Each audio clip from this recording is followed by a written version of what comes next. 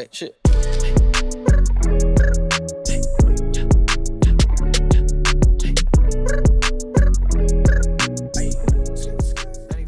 Couch Guy Sports Podcast, episode number 147.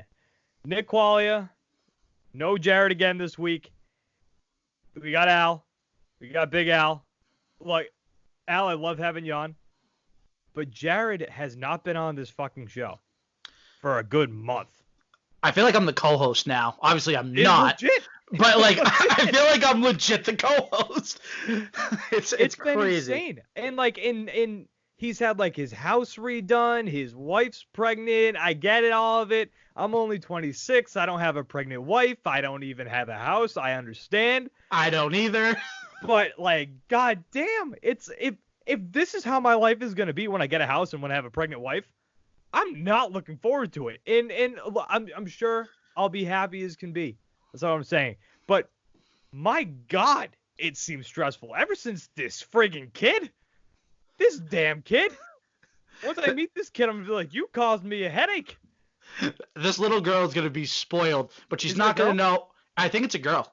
I'm pretty sure he said it was a girl. I have no idea. See, you're one of his good friends, and you don't even know the gender of his own kid. Well, okay, so he probably told me at one point. I don't. There's a lot of things that I hear, and then I'll be like, oh yeah, I'll remember that, and then I'm out. Admit it, you don't care. Admit it. I know I care. I do care. Maybe a little bit, like 25%, maybe. I care.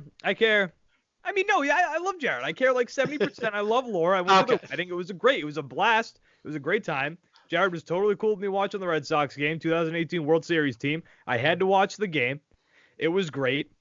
They were lovely. It was an awesome wedding. One of the favorites I've been to. But this kid. This freaking kid. Not even born yet.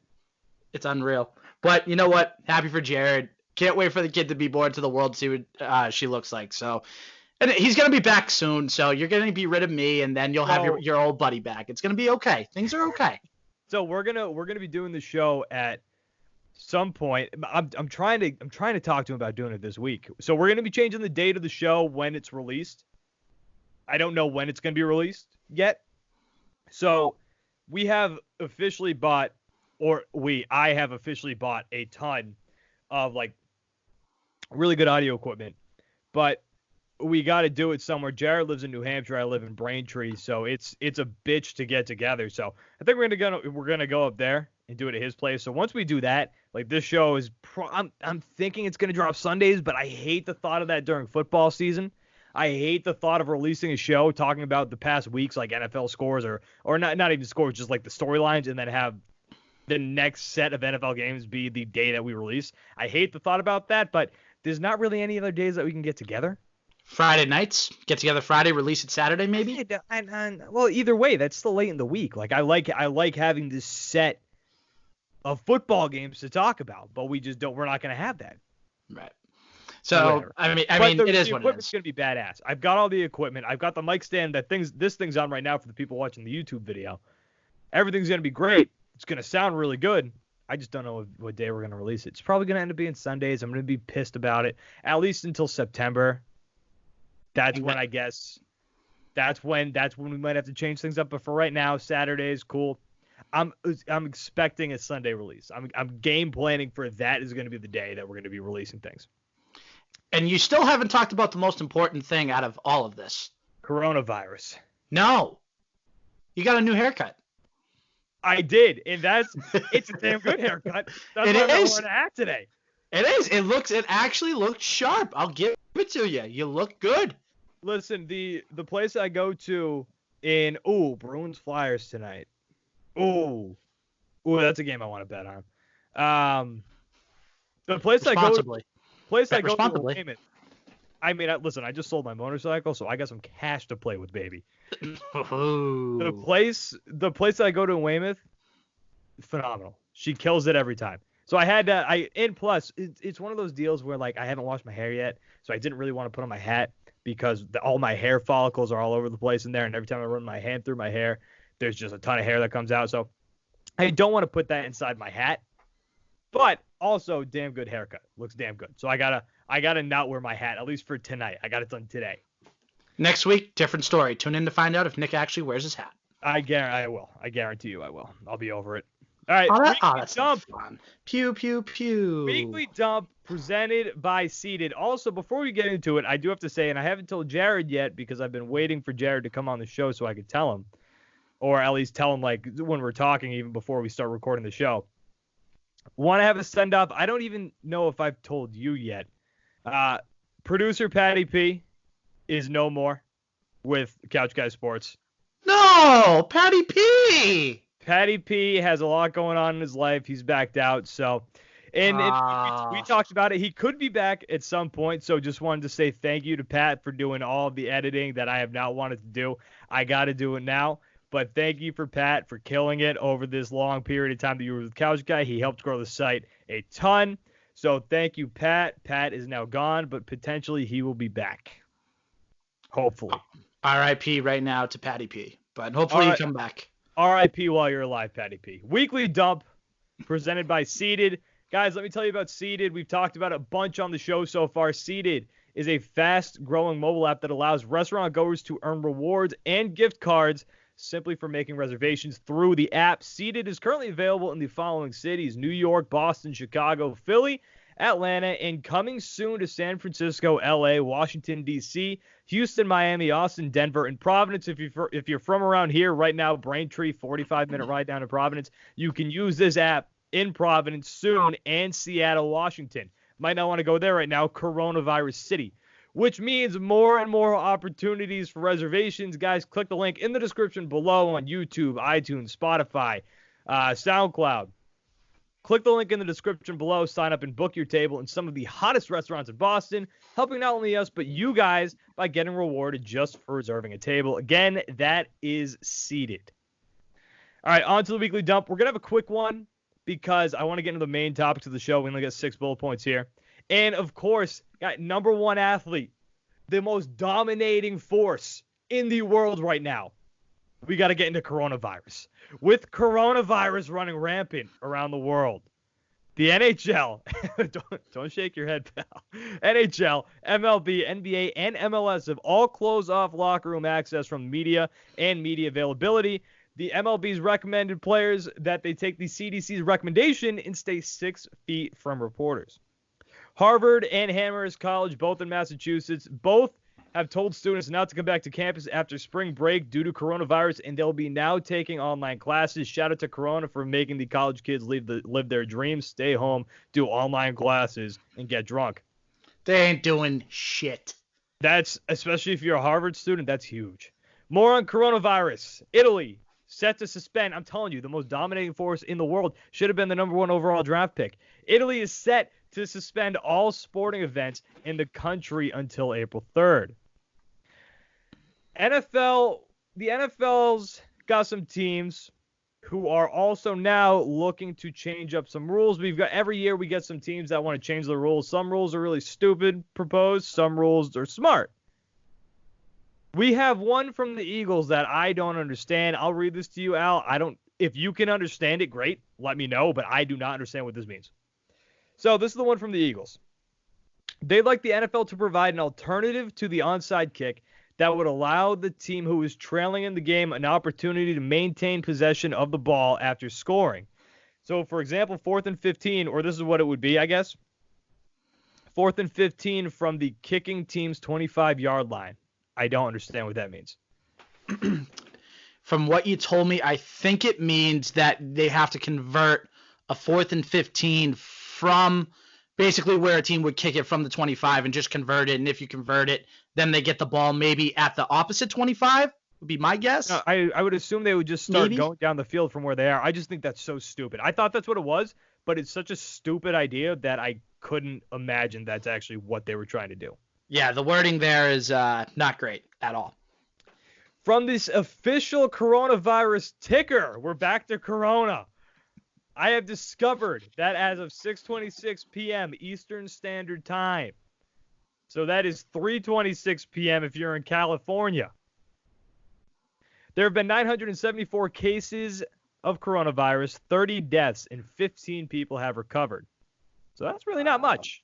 That's really not many people who have died from this. Just keep that in mind. Because we're going to be talking some Corona on the show. That's the secret one that I didn't want to tell you about. We've got a Corona topic tonight.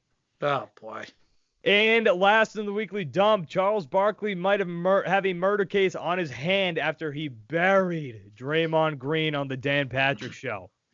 On the Dan Patrick Show, in response to Draymond Green, Charles Barkley said, quote, "He is the least famous person in the boy band, and he thinks he's a star, and he's not. He's lucky to be in the boy band. He thinks all the girls are screaming for him. No, they're screaming for Justin Timberlake." Speaking of Corona, did you see, I don't know if you saw this video on Twitter before we started recording, but it was of Brad Stevens and Brian Scalabrine in their pregame interview, and they're sitting at least 10 feet apart. Scal has to reach his long arms over just to have the mic in Brad's face, and they're making fun of it on air. It was actually really funny. I was surprised. Corona's a big old bitch. It really is, and it's so hold on. That was the weekly dump. First topic, coronavirus. It's a sham. Corona, you're a big old bitch. And Thank you! My stomach does feel a little bit upset. So if I get Corona, please don't kill me. And I'm not somebody who's just I'm not somebody who's going to sit here and act like Corona is not a massive worldwide pandemic right now. Because the rate at which that Corona spread is asinine. I'm sure we've all seen that video that's been going around Twitter of the graph of the last 4 or 5 pandemics in the world. SARS, swine flu, Ebola. The line is just straight. SARS skyrocketed quick, and then Corona is down there with Ebola and swine flu just going just going smooth. And then all of a sudden, Corona just takes off. Corona just shoots straight up. So I'm not saying it's not a pandemic, because it is. But as far as the United States goes, Corona is a sham. We are blowing this so out of proportion now. Yep. No, we are. It's funny because I work in a school system, and whenever I cough, just one cough, I must have 2 or 3 students be like, "Oh, coronavirus, you have coronavirus. Oh my God, the coronavirus." Granted, they're middle school kids and they don't know when to, keep it quiet. But still, the point that, like you just said, it's a sham, it's ridiculous, and people are just blowing this thing up. I think Charlie Baker today called a state of emergency. Massachusetts currently state of emergency over coronavirus. It's basically the flu. It's that's what I've been calling it. It's the bitch flu. But then, granted, the flu will kill you. And if you look at the percentage of things, which numbers do mislead you. I mean, regardless, I know numbers never lie. Numbers mislead you. Right now, I think there's a 3% mortality rate in the United States for. Or maybe 3% of the world for coronavirus. And the flu is less than 1%, but the flu does kill thousands of people every year. And you look at, we live in America, especially us. Hell yeah. We're in Massachusetts. But we get coronavirus. Knock on wood. I don't even know if this is real wood at this desk. Knock on wood. If I get it, I think I'm going to live. I don't want to get it. I hate the flu. I hate throwing up. Throwing up's one of my least favorite things in the world. Same here. But unless I'm drunk, because I don't care.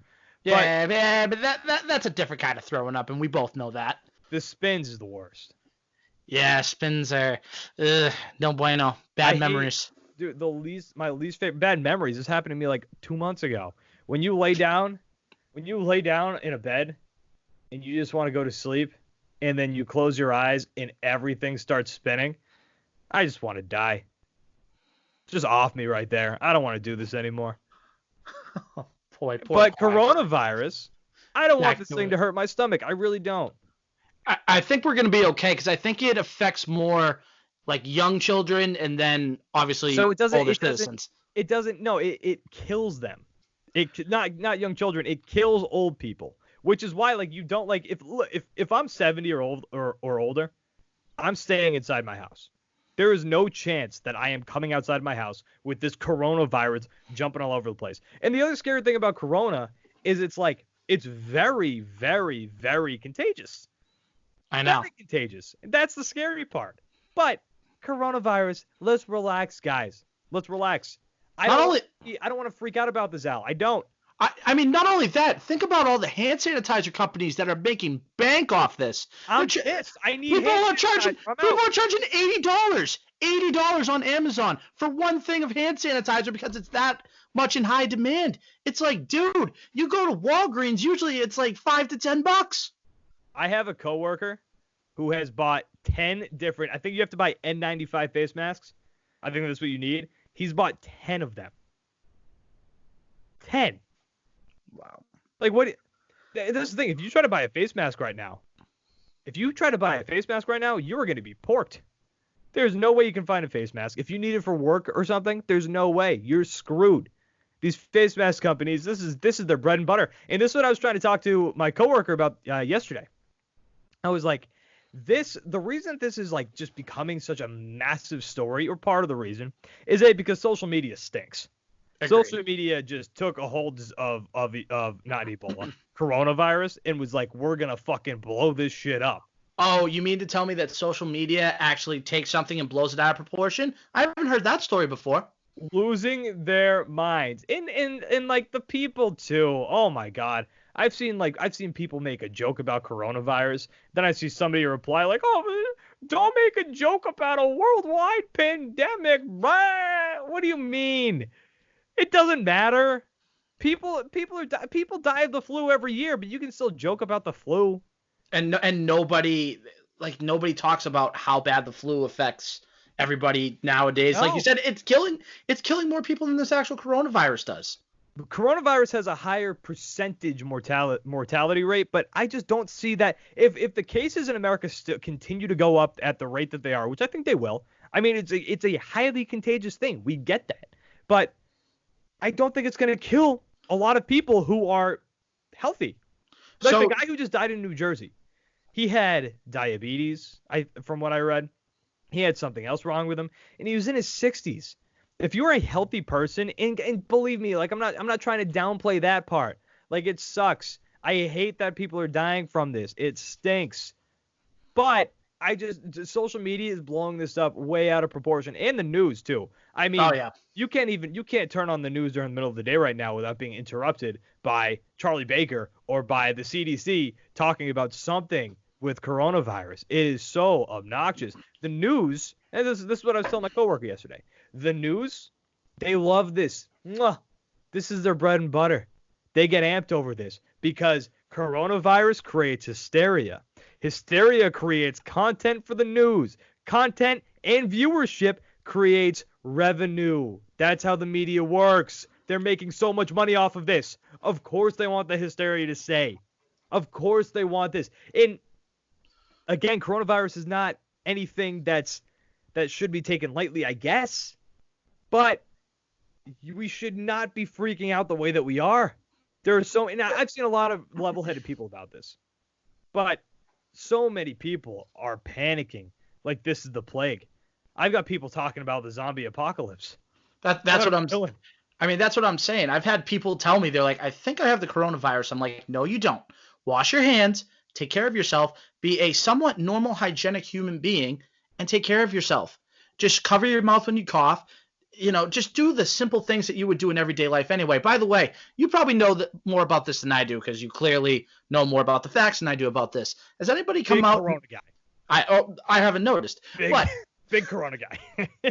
Has anybody come out and said what a cure for Corona has been? So there's nothing out there now.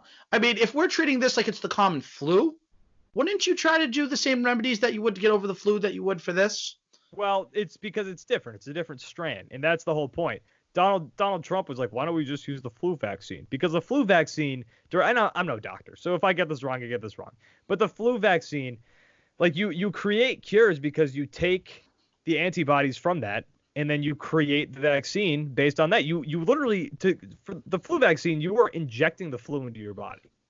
You're injecting the antibodies into your body to prevent it. We don't have that yet with coronavirus because this is the first time it goes around. Next time, maybe if this ever comes back, maybe we'll have a solution. From what I understand, we have a lab in Cambridge that's like the number one lab working on this right now. So it's in Massachusetts. But I just don't. I can't freak out about this. I can't until somebody I know gets it and dies, which would suck. Again, I don't want that to happen. But I've seen this so many times with social media. something pops up, and all of a sudden, we're freaking out about it. This is what happens every single time. Swine flu was supposed to wipe out like everybody. Yeah. And look at how that made out. In 2 months, when it's nice out, when it's going to be officially baseball season and it's going to be beautiful, there's going to be actual nice weather out. It's not going to be 40 degrees anymore. And when this sort of blows over, which I think it's going to blow over, I think that there's been a lot of cases, obviously, and we know that. But like you said, it's like swine flu, E. coli, Ebola, all that stuff. Ebola, E. coli. E. coli, Ebola, same things. E. coli same you things. get from like lettuce. Yeah, there you go. Anything that you see, that shows how much I'm paying attention. You're talking to a salmonella survivor, okay? Few months free. Oh, sorry. Survivor. You don't know how. Sorry. But anyways, it's gonna blow over, and in like 2 years we're gonna be like, oh, remember for like a couple months when coronavirus was a thing? That was a good one. It is insane, though. I will say this. It is insane how this thing just started in China from people eating just like animals. That's what I was thinking, too. It's a worldwide pandemic because it's so contagious. That is crazy. And, like, just like, I know people travel. I know there's billions of people in the world. But, like, the fact that somebody was in China also, they came into contact with something that this person who started patient zero touched something, sneezed on something, coughed on something. This person touched it. Now there's 2 people. Now there's thousands upon thousands of people who have this. Like that part is crazy to me. And Italy, straight up, just shut everything down. Italy's like, we are not going to have any events. Yeah, kind of a crazy. But Italy's having a bad time with it. Yeah, I mean, you can tell when you have to shut down all events and have to keep people away from their beloved sports. So now, like I did say though, my stomach does feel a little funky. So this is gonna be real ironic if I end up with the coronavirus tonight, and by this time the show drops, I'm in the hospital. Hey, I have a cough, so I might be right there with you. But you want to talk about the content, baby? I'll be in the hospital with coronavirus. We'll do a podcast from the hospital. Yeah. The electric. I've got the equipment now. We can do it from the hospital. I'll just have my parents bring the equipment to my hospital bed, and we'll be good to go. Imagine if Chris Sale got coronavirus. He catches a lot of things. There's been a lot of things wrong with him. So, did you see that picture on Twitter where he's literally rail thin? But he's always been like that. He hasn't been that skinny. He's always been like that. He has not been I that don't get skinny. I thought that was so stupid. Everybody took a picture of him from the side. I was like, that's Chris Sale. That's what he's always looked like. He was never that skinny. That seemed like a little bit more. He seemed a lot skinnier in that picture than I've seen in previous ones. I don't know. He genuinely could not lose any more weight, or he'd be dead. Probably. And honestly, okay, so you know what? I'm glad that you're on the show because I want to ask you this, Al. There's no way he had pneumonia. There's no way pneumonia is the thing that held him out at the start of this offseason. No, not a chance. And I heard the guys on Section 10 talking about this, and I totally agree. This guy had an elbow sleeve, and we're like, oh, pneumonia. If that makes sense. Yeah, no, he's got pneumonia. So ignore the elbow sleeve. That was such a PR statement. It's like, okay, Chris. Oh my God. Chris, you're gonna come out here and you're gonna say that you had pneumonia, and we're gonna hide the fact that your elbow is still pretty messed up. Okay, cool, go out there. So that's the thing with the Red Sox that bugs people is they just lie to you, and they've done this forever. They just lie to you. They just say things, and they just straight up lie to you. They've done this forever. And again, the guys in Section 10 said it right. Chris Sale came out with an elbow sleeve, and we're like, oh yeah, no, that makes sense. Pneumonia, definitely a month. How do you know pneumonia is going to hold you out in a month? How do you know pneumonia is going to hold you out in a month? You don't. You don't. I mean, I know Sale's had these elbow issues. We all know Sale's had these elbow issues. So how come we're going to act like why do we even have to lie about it? Because you can't just talk about it immediately in spring training, especially if this is going to come out. Because then now the Red Sox look like liars. Because you lost your manager. Because you lost your all-star outfielder. Because you lost your number 2 starting pitcher. Because you had a new GM come in an impossible situation. This offseason's been so bad as it is. The Red Sox are probably thinking, great, now our ace is probably going to be on the shelf for at least a month, probably more with his injury history. So it's like they want to make sure that they're almost like protecting their self-image, and then they're also trying to protect the fans because they don't want the fans to be all up in arms and then they don't pay to go to the games. Well, they're already having a tough time selling tickets right now, as is. Yes, but then your ace goes down. Are you really going to – at least Chris Sale, at least when he's healthy, he brings an element to this team that, okay, this is the Chris Sale of old. He can come out and win pretty much any game that he pitches in, and then all of a sudden he's done for however long. And now you're telling me that you're going to go watch Eduardo Rodriguez pitch? Nothing against Erod. He's been getting better. But if Erod's your number one – yes, thank God is right.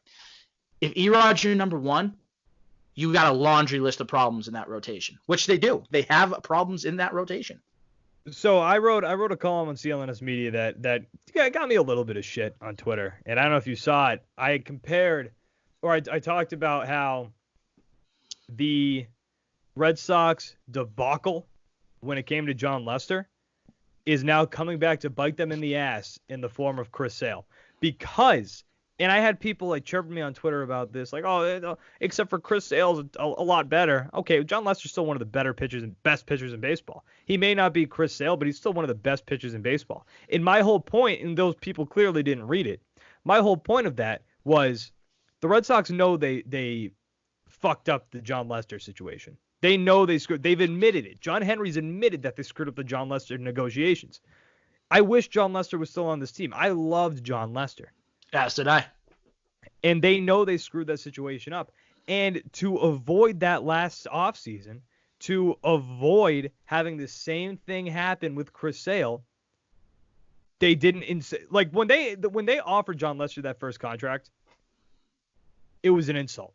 It was, I think, 4 years, $70 million for John Lester. Was it 4 for 70 or 4 for 80? It was 470. 4 for 70? Okay. Which is an insulting offer for John Lester. And John Lester even said in an interview, he was like, WEI's Hot Stove Show when they used to have that. He said, if the Red Sox offered me $120 million, I probably would have taken that. So the Red Sox know they screwed that up. And because of that, they did not want to do that again. They did not want to have the same exact issue happen again in the form of Chris Sale. So they jumped the gun. They signed Chris Sale before the start of the 2019 season, when in 2018, the year you won the World Series, he was battling injuries. You couldn't have waited the entire season, the entire 2019 season.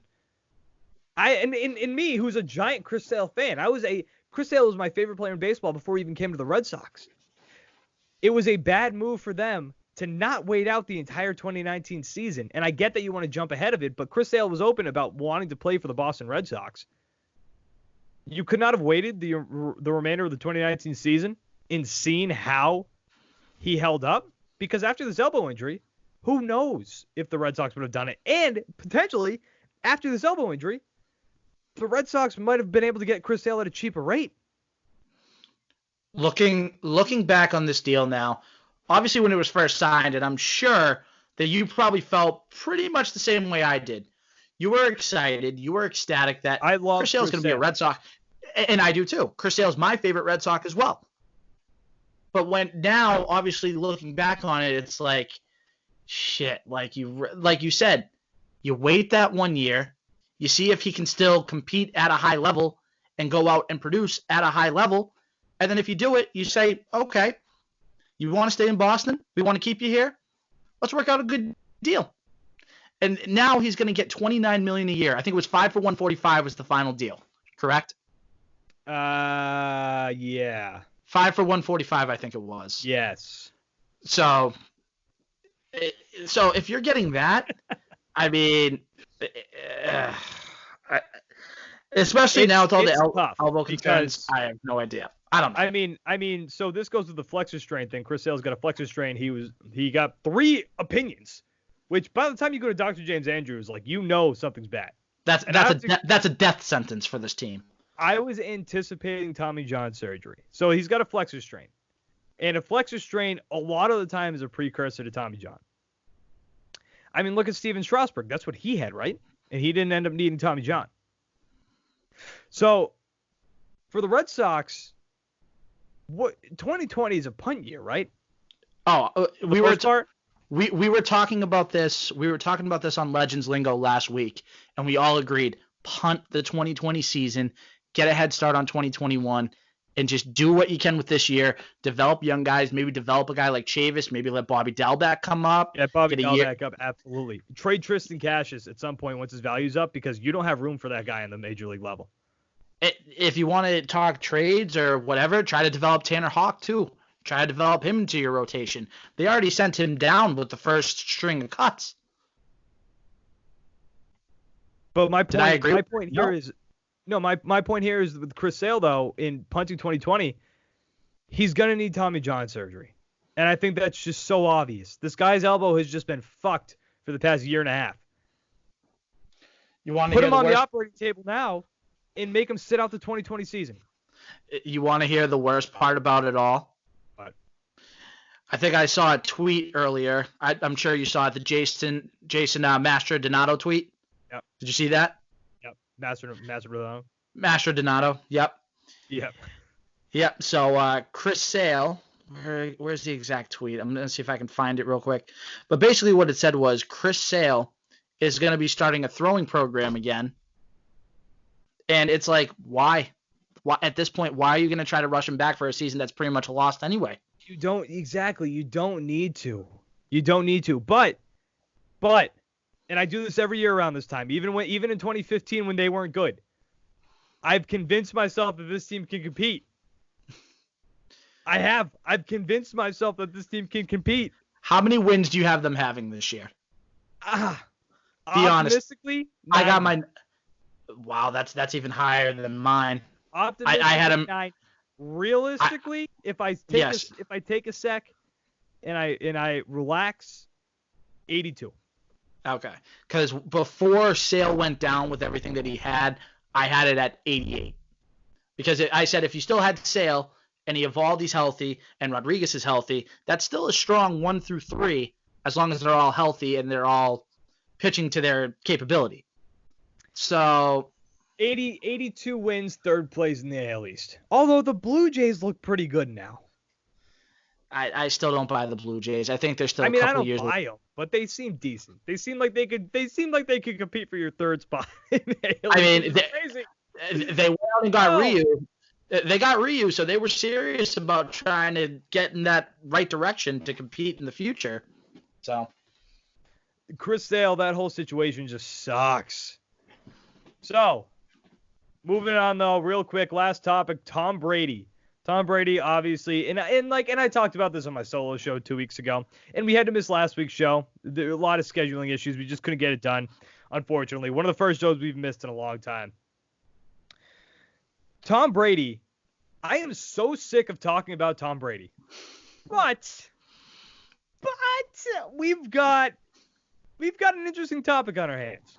So there have been reports about the 49ers being legitimately interested in the thought of having Tom Brady as their quarterback. Obviously, who's the quarterback of the 49ers, Al? Would that be one Mr. Jimmy Garoppolo, a.k.a. Jimmy Garoppolo? One handsome-ass Jimmy Garoppolo. And, Al, Jimmy Garoppolo's previous team. Would that be... I'm trying to put my finger on it. Would that be the New England Patriots? You're right. Now, who was in love with Jimmy Garoppolo? Oh, geez. You know, you're hitting me with the hard-hitting questions tonight, Quags. I don't appreciate it. Would that be the current head coach, Bill Belichick? I really didn't know if you were going to get that one right. But yes, Bill Belichick, in love with him. Oh, come on now. I'm a diehard Pats fan like you do. I know. I just know, but I didn't know if I worded the question right. But here's the question. Here's the actual question. All right, let's hear it. Okay. Tom Brady, Jimmy Garoppolo. If you could, hypothetically, I'm not talking trades, I'm just hypothetically. If you could swap right now, Tom Brady and Jimmy Garoppolo, if you could put Tom Brady in San Francisco, if you could put Jimmy Garoppolo in a New England Patriots uniform next season, do you do that? Absolutely, and twice on Sunday. Yes, I know he had a down year. I know he did. And I love Tom Brady as much as the next guy. I'm 26 years old. I've only watched Tom Brady. I barely remember Drew Bledsoe playing for the Patriots. Barely. Same. I was 7 years old when they won that first Super Bowl. Maybe 8. No, I think I was 7 still. 7 or whatever it was. I was young. You were 7 or 8 years old because that's when I was. I was 7 or 8 years old when Tom Brady won the Patriots that first Super Bowl. So Tom Brady's all I've known. I've gone through puberty with Tom Brady. Okay? I've done everything with Tom. I've had my first kiss with Tom Brady.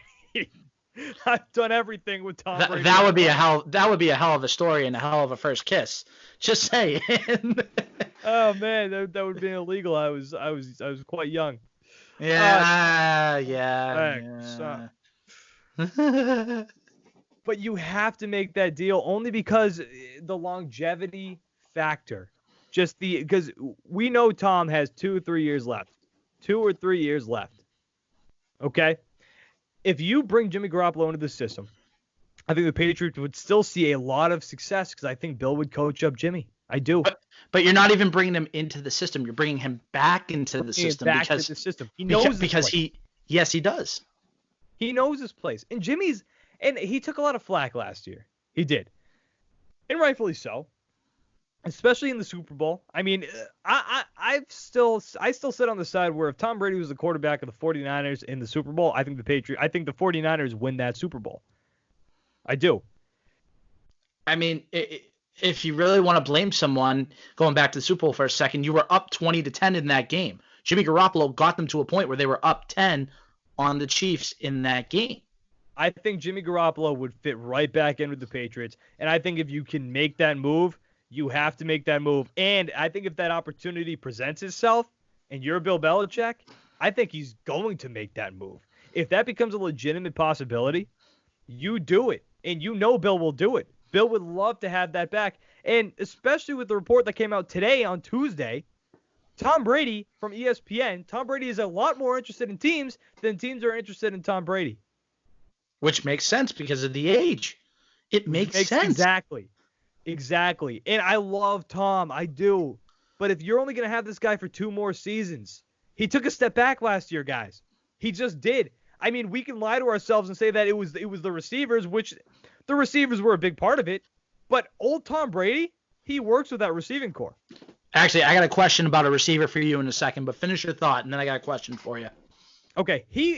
Old Tom Brady, he does well with that receiving core. He does. Old Tom Brady doesn't. Tom Brady, the current Tom Brady, still one of the best quarterbacks in the NFL, without question. But just thinking longevity, thinking I like watching the New England Patriots win football games. And if I want to continue to watch that happen, if I want to continue watching that happen for next season, the year after that, maybe the next 10 years, I think you have to make that move if that opportunity presents itself. Now, I'm still under the belief that Tom will be back with the Patriots when it's all said and done. As am I. 2-year contract guaranteed. I have a feeling Tom Brady will be back with the Patriots. But just with the question, if it comes down to it, you bring Jimmy Garoppolo back. You have to bring him back. So what were you going to say? So here's my question for you, and this was a hypothetical situation that we talked also last week on Legends Lingo about. I know your immediate reaction to this, but really think about this for a second. Is there a certain wide receiver in Minnesota, Quags, that's kind of unhappy right now? Yes, Mr. Stephon Diggs. How would you like to get Mr. Stephon Diggs to the Patriots? Do you have a proposition? I do have a proposition. What's Are you the ready? Proposition? Yes. Here's the proposition. Absolutely. Mohamed Tell me Sanu. the proposition. Mohamed Give it to Sanu. me. Right And now. a first-round pick. And Sanu and a first-round pick. Sanu and a first. For Diggs. Do you take it? Or not do you take it? Do you pull the trigger on it? Keep in mind, Sanu might have to have surgery on that high ankle sprain. Ooh, I want Jacob Fromm. I want the quarterback out. No. You're not giving a cop-out answer here. Straight up. Sanu and a first for Diggs. Do you make it happen? I want Jacob Fromm out of Georgia, and I don't want to give up that first-round pick. No, okay. So you're sort of answering the question. You're sort of answering it. I don't know if I am. No, you are. I think Stephon Diggs. No, you are, because you're saying you don't want to get rid of that first rounder. Oh, I know, but I haven't given you my answer yet. I got you thinking. I've never seen you this perplexed on a question before. Really? No, you stumped me, because that's a tough one. And is Tom Brady back with the Patriots in the scenario? Let's say either way. So it's either you have Brady or you have insert quarterback here. No, okay, that's a good point. Yes, you know what? I do, because I don't think Bill's going to draft a quarterback with that first pick. Because obviously, if Brady leaves, you're either going to go with one of these bridge quarterbacks, with no pun intended, Teddy Bridgewater, or, God forbid, Andy Dalton. I know you want Jacob Fromm. You made that very clear. They're not going to probably get him, though. 3 seasons. He could. There's a chance he falls to the Patriots. The Patriots are pick 23. That's not that bad. So you're going to have a second-year quarterback and a rookie competing for that backup spot if Brady comes back. And then if Brady doesn't come back, you're going to have them both competing for a starting job with the New England Patriots? Look, I trade that pick because you get Stephon Diggs. Okay. So that's all it's going to come down to for me. But so that was Jacob. Okay, so you're with us. We all said we would do it in a heartbeat because you know what? It's not especially well, for me it is, especially getting rid of Sanu. Granted, we know the report came out. We know that Sanu was injured with the ankle sprain after the Eagles game because he was on the punt return. We know all that. But especially, I think this is the last year of his contract. Like when he came to the Patriots, he had a year and a half left on his contract. So you get rid of that expiring contract. You have another year on the contract, but I think he would be better next season than he was this past season. And I think that should play a big factor. But I mean, if you're making that trade, they're probably going to want a receiver back in return, and Stephon Diggs is a much better receiver than Mohamed Sanu. And it just makes too much sense to me. I'm already thinking about the Patriots with Hunter Henry as their tight end. I think they're going to make that signing. I think they're going to get Hunter Henry, or maybe trade for O.J. Howard. Well, do you trade a second-round pick for O.J. Howard? Yes. Absolutely. Yes. If it means upgrading the tight end position, because keep in mind, this is a Patriots team that is used to having, albeit except for last year, Rob Gronkowski, one of the best tight ends in NFL history. You ever heard of him? Last year, the Patriots were in the bottom 5 in the NFL in tight end efficiency. They were not getting any. That's not good. They weren't. Yeah, it's pretty bad, Quags. Weren't good. Not good. Not good, Cotton. They were bottom 5 in the league in tight end usage, tight end efficiency, anything tight end. They were bottom 5. So now you have a chance to add Hunter Henry, who I'm a little skeptical about Hunter Henry, not him, but signing him, because the Chargers have talked about putting the franchise tag on him, which scares me a little bit. So maybe you go out and execute a trade for O.J. Howard, who, correct me if I'm wrong, but I believe last year Belichick was interested in bringing Howard in at the trade. Yep, he was. He was. If you can upgrade, but the thing is, if you trade away your first round pick, you're not trading your second round pick. So that's why I think you sign Hunter Henry, and if you sign Hunter Henry, then I would be totally fine with trading away your first round pick with Mohamed Sanu to get Stephon Diggs, because then you're stacking weapons. And again, I'm under the idea that Tom Brady will be back with the Patriots next season. Do you go out and re-sign AB? No. Screw Good. it. No. Thank you. Thank you. Although Brady wants him back. Brady, they're having a little social media love. Yes, we know that. They're basically having sex on social media. It's kind of gross when you think about it. You know what, Al? What, Quags? Sex. What do you want? You want pleasure. You want to, yes, but to enhance that, you want to be smooth. Breaking news, guys! The important PSA is brought to you by Manscaped.com. This is your pubic service announcement. This is pubic, all bold. After more than 18 months of research and development, the Manscaped engineering team has confirmed that they have successfully created the greatest ball hair trimmer ever created. This new trimmer has just released only moments ago, and we've been saying that for a couple weeks now, maybe a month and a half, so that doesn't really make sense. But it was released only moments ago, and we are the first to confirm the new and improved Lawnmower 3.0 Manscaping trimmer is now available for purchase. This third-generation Manscaped trimmer features a cutting-edge ceramic blade to prevent manscaping accidents. Millions of balls are about to be nick-free thanks to Manscaped's advanced skin-safe technology. Guys, I've been talking about Manscaped now for a while. It's a great product. It's a phenomenal product. We've all had our issues. Al, we've all had our issues with manscaping, especially when I was young and stupid. I've told the story a million times. I thought you had to use little tiny scissors for trimming. I nicked the ball sack. Things were bad. 13-year-old me was not happy. I still can't believe you used scissors in that situation. Sounds like you needed Manscaped back then. Let me explain to you something. Prior to being, I would say 19 years old, so 19 years old and younger, Nick Quaglia was an idiot. And this just exemplifies it. Is that even the word? I don't know. 13 years old. That exemplifies it, yes. That issue happens. Okay, if you use the Lawnmower 2.0, guys, it's an easy transition because it's the same replacement blade. With a new and improved skin-safe technology, when I tell you guys this is premium, I mean absolutely friggin' premium. The battery will last up to 90 minutes. Guys, if you are trimming for 90 minutes, you've got a major problem down there. You should probably go see a doctor, but the fact is that you can do it. One of the coolest new features is the LED light, which illuminates grooming areas for a closer and more precise trimming.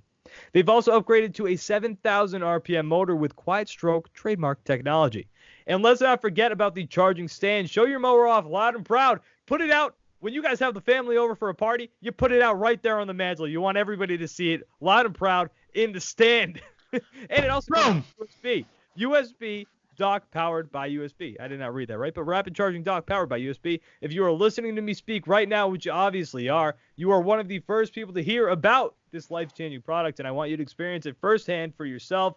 Trim that junk of yours, baby. Get 20% off and free shipping with the code CouchGuy, COUCHGUY at manscaped.com. As always, guys, your balls, they're going to thank you. Get 20% off and free shipping with the code CouchGuy, COUCHGUY at manscaped.com. That's 20% off with free shipping at manscaped.com, and use code CouchGuy. Thank you, Manscaped. We love you. Thank you, Manscaped. Big fans of Manscaped here on this podcast. Al, you want to wrap it up? Yeah, sure. You're actually letting me do the outro? Is this a change for once? No! Guys, 147 in the post. There it is. I was thinking, what is he thinking right now? Is he okay? Is he thinking about when he was still cutting with scissors? I didn't know what was going on. Yeah, it's a dramatic moment in my life. Nick Quaglia, we got Big Al. Jared, I'm going to assume that will be back next week. Guys, follow us on Twitter at Nick Quag and Al.